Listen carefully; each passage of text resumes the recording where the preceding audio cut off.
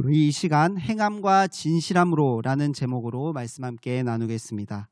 오늘 말씀에서 사도 요한은 우리를 미워하는 세상 가운데서 성도가 구별된 삶을 살아가야 할 것을 권면합니다. 이 구별된 삶이란 바로 행함과 진실함으로 사랑하는 것입니다. 왜 성도는 미움받는 세상 속에서도 행함과 진실함으로 사랑해야 할까요? 같이 말씀을 살펴보도록 하겠습니다. 오늘 본문인 요한일서 3장 13절에서 14절 말씀을 우리 같이 한 목소리로 읽도록 하겠습니다. 시작. 형제들아, 세상이 너희를 미워하여도 이상히 여기지 말라. 우리는 형제를 사랑함으로 사망에서 옮겨 생명에 들어간 줄을 알거니와 사랑하지 아니하는 자는 사망에 머물러 있느니라. 아멘. 사도 요한은 세상이 우리를 미워해도 이상하게 생각하지 말라고 말합니다. 여기서 우리란 이 편지를 받는 예수 그리스도를 믿는 교회의 공동체를 말합니다. 즉 세상이 교회를 미워한다 할지라도 너희는 이상하게 생각하지 말라는 것입니다. 왜냐하면 세상과 교회는 다르기 때문입니다. 우리는 생명에 속한 자들이요 그들은 사망에 머물러 있는 자들이라고 말씀합니다. 그런데 그 기준이 무엇입니까? 바로 형제를 사랑하는 것입니다. 형제를 사랑하는 사람만이 사망에서 옮겨져 생명에 속한 자가 되고 형제를 사랑하지 않는 자들은 사망에 머물러 있는 존재다라고 말씀합니다. 형제를 사랑하는 것이 생명과 사망의 기준이 되는 것입니다. 더 나아가서 15절에 형제를 미워하는 자는 살인하는 자다라고 말씀하는데요. 13절 앞절인 12절을 보게 되면 우리가 잘 알고 있는 인물이 한 명 등장합니다. 바로 가인입니다. 가인은 자신의 형제인 아벨을 미워하여 죽였습니다. 그런데 가인이 아벨을 죽인 이유를 자기의 행위는 악하고 그의 아우의 행위는 의롭기 때문이라고 말씀합니다. 여기서 의롭다라는 의미에는 도덕적으로 옳거나 정직한 것을 의미하기도 하지만 그 무엇보다 죄와 관계없는 상태를 말합니다. 그래서 이 의는 하나님의 거룩한 속성으로도 우리가 사용되는 것을 알 수 있는데요. 이것은 죄가 가득한 세상은 죄가 없는 것을 미워한다는 것을 알 수 있습니다. 그래서 죄가 아닌 은혜로 살아가려는 성도들은 세상 가운데 미움을 받을 수밖에 없다는 것입니다. 이처럼 사도 요한은 형제를 사랑하는 우리는 세상 가운데서 미움을 받는다라고 이야기합니다. 그리고 그와 대조적으로 그런 세상과 같이 형제를 미워하는 것이 얼마나 큰일인지를 15절에서 말씀합니다. 형제를 미워하는 것이 살인하는 자다라고 이야기하고 이 살인하는 자마다 그들에게 영생이 없다라고 말씀합니다. 형제를 미워하는 것이 살인을 넘어 영생이 없는 것, 구원과 연결된다는 것입니다. 그런데 성도님들, 형제를 사랑하면 영생이 있고 형제를 미워하면 영생이 없다라는 말씀은 조금 우리에게 이상하게 들리시지 않으신가요? 여태껏 우리가 영생에 대해서 들은 것과 다르게 느껴지기 때문입니다. 우리가 생각하는 영생은 요한복음 3장 16절 말씀과 같을 것입니다. 제가 읽겠습니다. 하나님이 세상을 이처럼 사랑하사 독생자를 주셨으니 이는 그를 믿는 자마다 멸망하지 않고 영생을 얻게 하려 하심이라. 아멘. 영생에 관련하여 우리가 잘 알고 있는 본문 말씀인데요. 이 말씀처럼 우리는 형제의 사랑보다는 우리에게 보내주신 독생자 예수 그리스도를 믿는 것으로 구원을 받아 영생을 누리게 된다는 것을 알고 있고 또 그렇게 믿고 있습니다. 예수님을 믿는 것이 첫 번째이고 우리가 생각할 때 형제를 사랑하는 것은 예수를 믿어 구원받은 사람이 차츰차츰 노력해야 하는 것들 중에 하나로 생각하죠. 그런데 사도 요한은 우리에게 형제를 사랑하는 마음이 없다면 영생이 없다, 구원이 없다라고 말씀합니다. 믿는 것과 사랑하는 것을 한 가지로 합하여 동일하게 말하고 있는 것입니다. 예수 그리스도를 믿는다면은 형제를 사랑하는 것이 당연하다는 것입니다. 그 이유를 16절에서 알 수 있는데요. 우리 16절 말씀을 각자 우리 같이 한 목소리로 읽도록 하겠습니다. 시작. 그가 우리를 위하여 목숨을 버리셨으니 우리가 이로써 사랑을 알고 우리도 형제들을 위하여 목숨을 버리는 것이 마땅하니라. 아멘. 그가 우리를 위하여 목숨을 버리셨으니, 여기서 그는 누구입니까? 맞습니다. 바로 예수 그리스도이십니다. 예수 그리스도께서 우리를 위해 자기 목숨을 내어 놓으셨습니다. 그 십자가 사랑을 통해 우리가 사랑을 알게 되었다라고 말씀합니다. 그러므로 예수님처럼 우리도 형제들을 위해 목숨을 내놓는 것이 마땅하다. 우리도 그렇게 사랑할 수 있다라고 말씀합니다. 경험한 사람만이 그 경험을 따라 할 수 있다는 것입니다. 저희 집에는 3살짜리 아이가 있는데요. 이 아이가 하는 행동을 유심히 살펴보면 대부분 부모가 하는 행동을 따라한다는 것을 알 수 있습니다. 뭔지도 모르는, 어떻게 사용해야 할지 모르는 립스틱이나 립밤의 뚜껑을 열어서 자기의 입술에 이렇게 바르는 것은 그것을 사용할 줄 알아서, 자연적으로 그게 어떤 용도인지 알아서가 아니라 필히 엄마의 모습을 보고 따라한 것입니다. 또 아빠가 맨 넥타이를 보고선 자신의 목에 그 넥타이를 거는 것 또한 자기가 경험한 것을 그대로 따라하는 것이죠. 이와 같이 사랑도 마찬가지라고 말씀합니다. 사랑을 경험한 사람만이 사랑을 할 수 있습니다.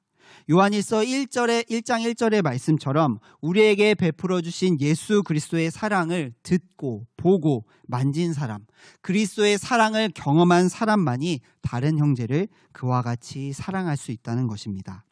다시 말해서 우리가 예수님을 믿는다는 것은 예수님께서 목숨까지 버릴 정도로 우리를 사랑하셨음을 믿는다는 것이고, 그 사랑을 믿는다면 우리도 예수님처럼 우리의 목숨을 다해 다른 이들을 사랑할 수 있다는 것입니다. 믿는 것과 사랑하는 것이 절대 분리되지 않는 것입니다. 우리는 이 말씀처럼 형제들을 위해 목숨을 버렸던 신앙의 선배들을 알고 있습니다. 초대교회나 일제강점기에 핍박과 억압으로 인해 많은 그리스도인들이 고문을 당하였고 많은 죽임을 당하였습니다. 무엇보다 잔인한 것은 그 붙잡혀서 신문을 당할 때 같이 예배드린 사람이 누구인지만 말하면 너와 가족들을 풀어주겠다라는 그 유혹이었습니다. 그러나 그 유혹 속에서도 절대 함구하여 교회를 지키고 자신과 자신의 가족들은 죽음을 당하는 일들이 많았다고 합니다. 다른 형제를 위해 자신의 목숨을, 자신의 가족의 목숨을 내어놓은 사랑을 보여준 것입니다. 예수님의 사랑을 정말 받은 존재라면, 믿는 존재라면 그 받은 대로, 그 사랑대로 살아가게 되는 것을 보게 됩니다. 우리 대구동성의 모든 성도님들이 이와 같이 서로 사랑함으로써 살아가기를 소망합니다. 우리가 다른 이들을 사랑할 수 있는 이유는 우리의 안에 사랑이 있기 때문이 아니라 하나님의 사랑을 받았기 때문입니다. 우리를 미워하는 세상 속에서도 우리가 사랑하며 살아갈 수 있는 것은 예수 그리스도의 십자가 사랑을 우리가 받았기 때문입니다. 우리를 위해 목숨을 버리신 십자가 은혜를 기억하셔서 우리에게 주신 하나님의 사랑을 따라 서로 사랑하며 살아가는 대구동성의 모든 성도님들 되시길 주님의 이름으로 축복합니다. 이어서 17절 말씀입니다. 그런데 17절 말씀을 보게 되면 이상합니다. 앞서 16절에서 예수 그리스도께서 목숨을 버리신 것 같이 우리도 목숨을 버릴 수 있는 사랑을 해야 한다라고 말씀을 하셨는데 17절에는 재물에 대하여 이야기하고 있습니다. 우리 17절 말씀을 같이 읽도록 하겠습니다. 시작. 누가 이 세상의 재물을 가지고 형제의 궁핍함을 보고도 도와줄 마음을 닫으면 하나님의 사랑이 어찌 그 속에 거하겠느냐. 아멘. 이 세상의 재물, 물질을 가지고 있으면서 형제의 궁핍함을 보고도 도와주지 않는다면 하나님의 사랑이 그 안에 없다라고 말씀합니다. 여기서 궁핍함이라는 단어의 어감은 우리에게 몹시 가난하고 몹시 어려운 상황에 있는 것에 처한 것으로 느껴지는데요. 그런데 영어 성경을 보게 되면 need, 필요라고 되어 있습니다. 형제에게 필요한 것이 있음을 안다면 그 필요를 채워줄 수 있어야 한다는 것입니다. 이 말씀은 우리에게 초대교회 성도들처럼 목숨을 버려야지만 사랑했다라는 것이 아니라 우리의 삶의 현장 가운데서 다른 이들의 필요를 돕는 모든 행동들이 하나님 앞에서 사랑임을 나타내고 있습니다. 어쩌면 물질 만능주의 시대에 다른 이들의 필요를 돕는 것이 목숨을 거는 것과 같은 것일지도 모르겠습니다. 물질 또는 시간, 자신의 삶을 희생해서 다른 이들의 궁핍함을 돕는 것은 목숨을 바치는 것과 동일하게 우리가 행해야 할 사랑이라는 것을 말씀합니다. 하나님께서는 우리가 주변의 어려운 이들에게, 형제들에게 참된 이웃이 되기를 원하시는 것입니다. 우리가 잘 알고 있는 선한 사마리아인 비유는 누가 참된 이웃인지, 누가 이웃에 대한 사랑이 있는지를 잘 보여줍니다. 어떤 한 사람이 강도를 만나 모든 것을 빼앗기고 거의 죽을 지경에 이르렀습니다.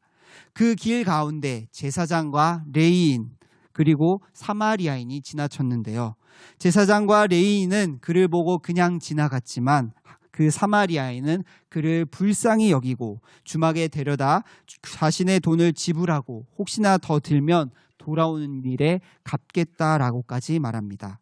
사실 이 비유에 처한 상황을 보면 강도를 만난 사람을 도울 이유보다는 돕지 않을 이유가 훨씬 더 많습니다.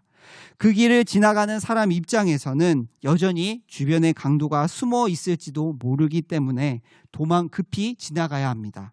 또 누워있는 사람이 강도를 만난 사람이 아니라 무방비하게 만들려는 그 사람이 강도일 수도 있습니다.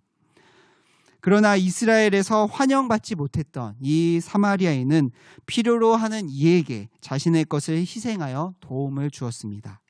참된 이웃은 행함으로 그 사랑을 드러낸다는 것을 보여줍니다.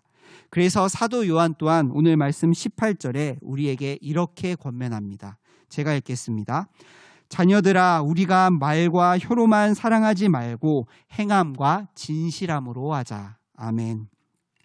하나님의 자녀는 말과 혀로만 사랑하지 말고 행함과 진실함으로 사랑해야 합니다.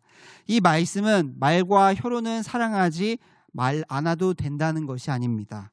말과 혀로만 사랑해서 문제이지 말과 혀로도 사랑해야 합니다. 특별히 우리 경상도 지역의 어르신들을 보면 표현하는 것에 대해 부끄러워하고 너무나 어색해하는 것을 볼 수 있는데요. 말을 아끼는 것이 미덕이라고 생각해 왔기 때문입니다. 저도 그렇고 저희 아버지도 좀 무뚝뚝한 편인데요. 얼마 전에 볼 일이 있어서 아버지께 연락을 드리고 통화를 끊었는데 옆에 있던 아내가 깜짝 놀라며 어떻게 벌써 통화가 끝나냐라고 이렇게 저에게 물었습니다. 왜 그러지 하면서 통화 시간을 제가 이렇게 살펴보았는데 통화 시간이 11초였습니다. 서로 안부도 묻지 않고 정말 딱 필요한 내용만 주고받은 것입니다. 저희 아버지께서는 통화를 받으시는 동안 딱 2번 말씀을 하셨는데요. 하고 통화를 끊으셨습니다. 우리는 표현을 할 줄 알아야 합니다. 우리가 표현을 하지 않으면 서로의 마음을 알 수 없듯이 우리는 말과 혀로도 사랑할 줄 알아야 합니다. 다른 이들을 인정하고 세워주고 칭찬하고 사랑의 말을 표현해야 합니다. 그리고 더 나아가 행함으로 사랑을 행해야 합니다. 그런데 또 내가 행했다고 해서 사랑하고 있다고 착각해서도 안 됩니다. 행함만 있는 것이 아니라 우리의 마음이 진실되어야 합니다. 사도 요한은 행함과 진실함으로 사랑하라고 권면하였는데요. 여기서 진실함이라는 헬라어 단어 알레세이아는 성경에서 진리로 번역되기도 합니다. 사도 요한의 문헌에서 이 단어는 복음 메시지를 가리키는 의미로 많이 사용되었습니다. 한 예로 요한복음에서 예수님께서 내가 곧 길이요 진리요 생명이니 라고 했을 때 이 진리와 같은 단어가 사용된 것입니다. 이처럼 행함과 진실함으로 진리로 사랑하라는 말씀은 우리가 다른 사람을 사랑하는 것이 참된 복음이요 진리이신 예수님을 드러내는 것임을 알 수 있습니다. 내가 다른 이들을 사랑하고 희생하고 섬길 때, 봉사할 때 그리스도의 사랑, 그리스도의 복음이 우리의 행함을 통해 전해진다는 것입니다. 사랑하는 성도님들, 말씀처럼 우리의 삶 가운데 나의 주변의 어려운 이들을 사랑의 마음으로 바라볼 수 있는 넉넉한 마음이 있기를 소망합니다. 그 마음은 하나님의 마음이요, 우리에게 베풀어 주신 십자가의 마음입니다. 우리의 삶을 돌아보면 이웃과 형제를 사랑하기보다는 나 자신을 사랑할 때가 많습니다. 사랑하더라도 사랑할 만한 사람만 사랑합니다. 나에게 필요한 사람을 사랑하고 나에게 해가 되는 사람은 사랑하지 않습니다. 그러나 우리는 기억해야 합니다. 우리가 사랑받을 존재여서 예수님께서 우리를 위해 십자가에 못 박혀 죽으신 것이 아닙니다. 그저 값없는 우리 은혜로 우리를 사랑하여 주셔서 우리를 위해 십자가에 못 박히신 것입니다. 예수 그리스도께서 우리를 위해 죽으신 그 사랑이 1만 달란트라면 우리가 다른 이들을 위해 헌신하고 희생하고 사랑하는 것은 100데나리온과 다를 바 없습니다. 사랑하지 않을 이유가 다양하게 많이 있다고 할지라도 단 한 가지 이유, 나를 사랑하여 주신 예수 그리스도의 사랑으로 말미암아 다른 이들을 사랑할 수 있기를 소망합니다.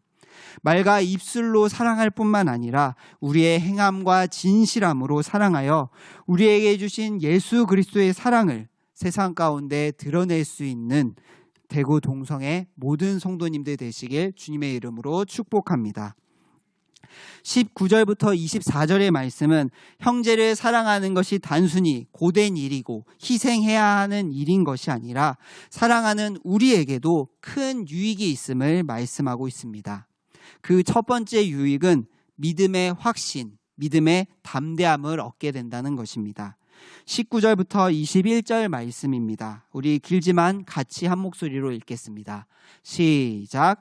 이로써 우리가 진리에 속한 줄을 알고 또 우리 마음을 주 앞에서 굳세게 하리니 이는 우리 마음이 혹 우리를 책망할 일이 있어도 하나님은 우리 마음보다 크시고 모든 것을 아시기 때문이라. 사랑하는 자들아, 만일 우리 마음이 책망할 것이 없으면 하나님 앞에서 담대함을 얻고. 아멘. 우리가 행함과 진실함으로 사랑할 때 우리에게 믿음의 확신, 믿음의 담대함을 얻게 된다고 말씀합니다. 중요한 것은 19절부터 21절에 우리 마음이라는 단어가 4번이나 등장하고 있는데요. 우리의 마음이 우리를 책망한다라고 말씀하고 또 우리 마음보다 하나님이 크시니 괜찮다라는 것을 통해 마음이 우리를 정죄하는 데 사용되면서 부정적으로 사용되는 것을 볼 수 있습니다. 때때로 오랜 신앙생활을 하더라도 내가 과연 구원을 받은 게 맞나?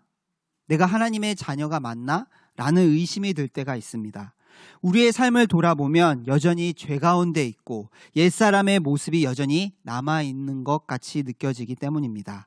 그래서 우리의 마음, 우리의 양심은 종종 우리를 책망하고 정죄합니다. 남들이 알지 못하는 우리의 연약함을 우리의 양심은 너무나 잘 알고 있기 때문에 우리는 우리의 마음 가운데 정죄함을 당할 때 우리의 믿음의 확신이 점점점 사라지게 됩니다. 그러나 우리가 하나님께서 주신 사랑을 따라 우리가 행함과 진실함으로 사랑할 때 믿음의 확신을 가지게 된다고 말씀합니다. 더 나아가 우리의 마음이 우리를 책망할 것이 없다면 하나님 앞에서 담대함을 얻는다라고 말씀합니다. 하나님은 공의로우신 분이십니다. 죄에 대하여 절대 용납이 없으십니다.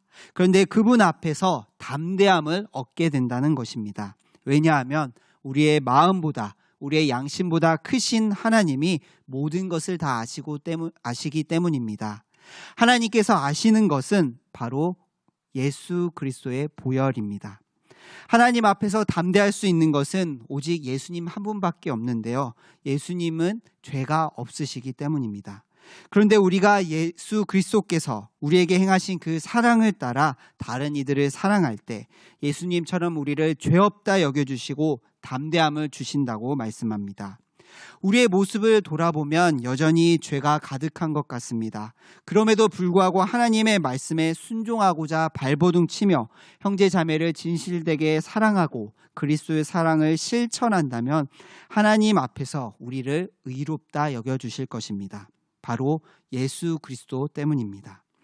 두 번째로 행함과 진실함으로 형제를 사랑하였을 때 우리에게 오는 두 번째 유익은 하나님께 기도할 수 있다는 것입니다. 22절 말씀입니다.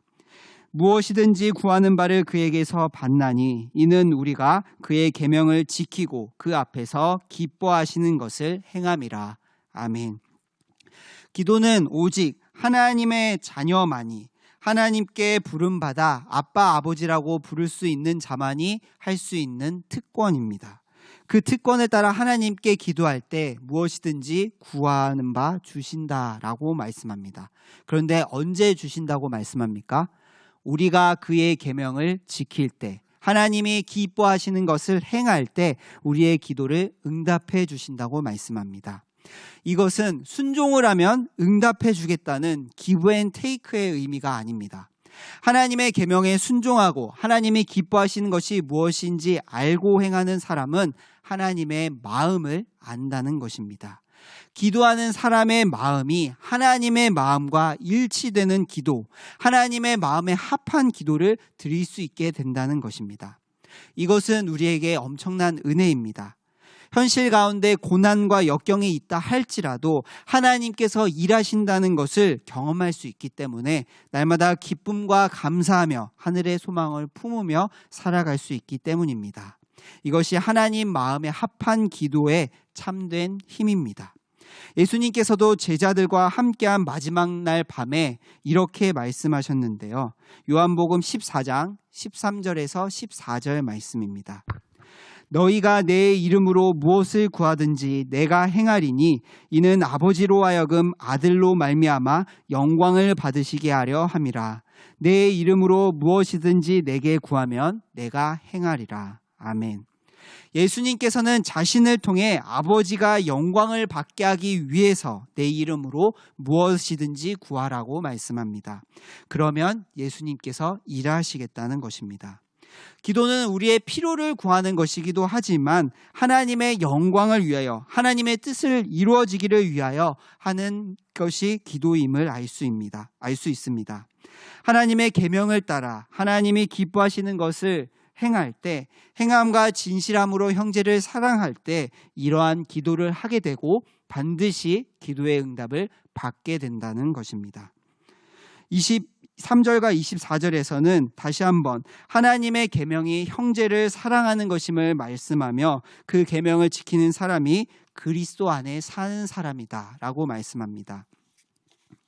23절 말씀에 그의 계명은 이것이니 곧 그 아들 예수 그리스도의 이름을 믿고 그가 우리에게 주신 계명대로 서로 사랑할 것이니라 라고 말씀합니다. 하나님의 계명은 믿는 것과 사랑하는 것이 같이 연결되어 있습니다. 믿고 예수 그리스도를 믿고 그 계명대로 형제를 사랑할 때 우리가 그리스도 안에 거하고 그리스도께서 우리 안에 거하신다는 것입니다. 거한다는 것은 산다는 것을 말합니다.